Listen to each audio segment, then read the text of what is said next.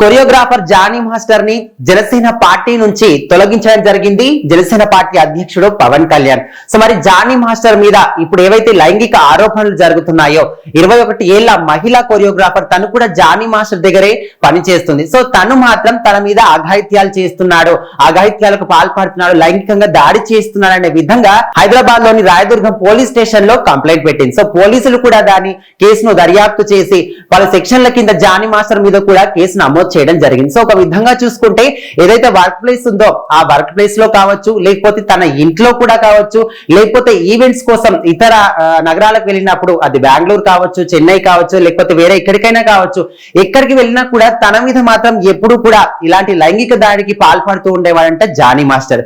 So అదే కాకుండా ఒకవేళ దానికి ఒప్పుకోకపోతే సెట్స్ లో ఎక్కడైతే ప్రాక్టీస్ ప్లేస్ ఉంటుందో లేకపోతే షూటింగ్ ప్లేస్ ఉంటుందో అక్కడ పచ్చిగా బూతులు తిడుతూ తనని కొట్టేవాడంట కూడా. సో ఈ విధంగా తను మాత్రం తను ఇచ్చిన కంప్లైంట్ లో క్లియర్ గా మెన్షన్ చేయడం జరిగింది. సో మరి ఇవన్నీ చూసిన తర్వాత ఒక విధంగా చూసుకుంటే మన జనసేన పార్టీ అధ్యక్షుడు పవన్ కళ్యాణ్ ఎప్పుడు కూడా మహిళల పట్ల వాళ్ళకి ఎలాంటి సమస్య వచ్చినా కూడా వాటిని తీర్చడానికి ముందుగా ఎప్పుడు ఆయన ఫస్టే ఉంటూ ఉంటారు. సో అలాంటిది ఒక మహిళా కొరియోగ్రాఫర్ తన పార్టీలో ఉన్న వ్యక్తి మీద ఈ విధంగా ఆరోపణలు చేస్తే ఖచ్చితంగా తాను ఉపేక్షించాడు. కాబట్టి ఈ విషయం అయితే ఎప్పుడైతే ఆయన దృష్టికి వెళ్ళిందో వెంటనే స్పందించి జానీ మాస్టర్ అయితే ఈ పార్టీ నుంచి తొలగిస్తున్నామనే విధంగా కూడా ఈ విధంగా నోటీస్ కూడా ఆయన జారీ చేయడం జరిగింది.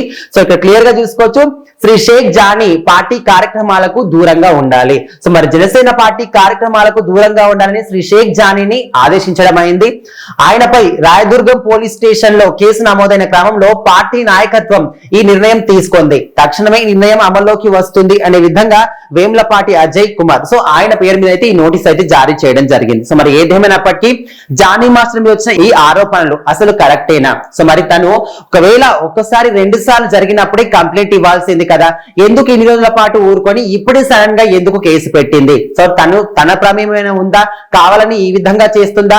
అప్పట్లో తనకు కూడా ఇష్టం ఉండి ఇలాంటివన్నీ కూడా ఒప్పుకొని ఎప్పుడు మళ్ళీ ఏదైనా మనీ కోసం ఇంకేదైనా ఆశించి ఈ విధంగా చేస్తుందా, లేకపోతే నిజంగానే జానీ మాస్టర్ ఈ విధంగా చేసి ఇన్ని రోజుల పాటు బెదిరిస్తే లేకపోతే ఇప్పుడు బయటకు వచ్చి చెప్పిందా? సో ఇలాంటి రకరకాల అనుమానాలన్నీ కూడా ప్రజల్లో కావచ్చు, ముఖ్యంగా సినీ రంగంలో కావచ్చు, రాజకీయ రంగంలో ఎక్కువగా కూడా ఇలాంటి అనుమానాలు వినిపిస్తూ ఉన్నాయి. సో ఇలాంటి అనుమానాలన్నిటికీ కూడా అసలు ఆన్సర్ దొరకాలంటే ఇంకా 2-3 రోజులు కావచ్చు, ఇంకా 1 రోజులు కావచ్చు, కొన్ని రోజుల పాటు అయితే వెయిట్ చేయాల్సి ఉంటుంది.